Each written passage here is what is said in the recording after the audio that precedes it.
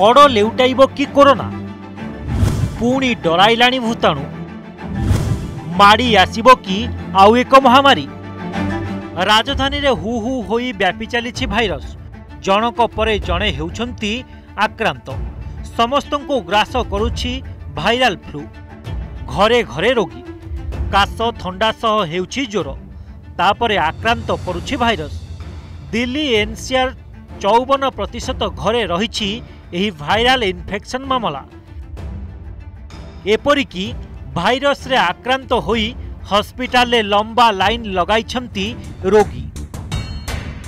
Doctor कहउछंती एहा सामान्य virus ठारू टिके अधिक विपदपूर्ण, तेणु एहाकु नेई एबे भयरे लोके।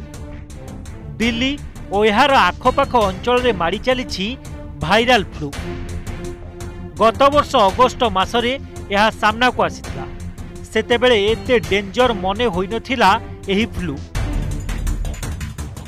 समय बढ़िबा सह एबे ता भयंकर रूप देखाइबारे लागिछि भूताणु। लोकंकु द्रुत गति रे करुछि संक्रमित। अनेक कहउछंती एहा हेउछि स्वाइन फ्लू रो नुआ वेरिएंट। रिपोर्ट अनुसार पाखापाखि 13,000 रु अधिक लोक एजाए संक्रमित हो सारे।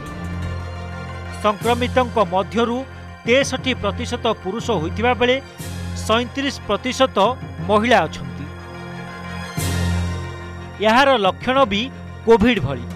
संक्रमित होइतिबा लोकंकु काश, ठंडा, ज्वर, तंटी दरज और निश्वास नेबारे असुविधा हेउछि। कमी जाउछि ऑक्सीजन स्तर।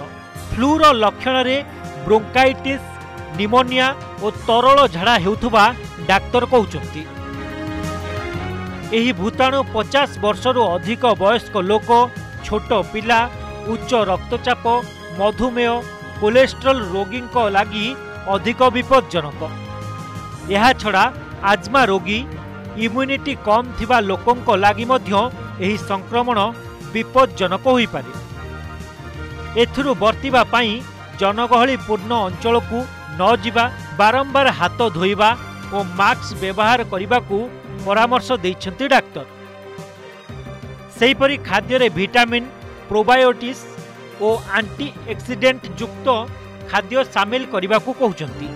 1 सप्ताह अधिक समय जाए जदि संक्रमण रुहे तेबे तुरंत रोगी को हॉस्पिटल रे भर्ती करने को परामर्श दिया जाइछि। Bureau report OTV।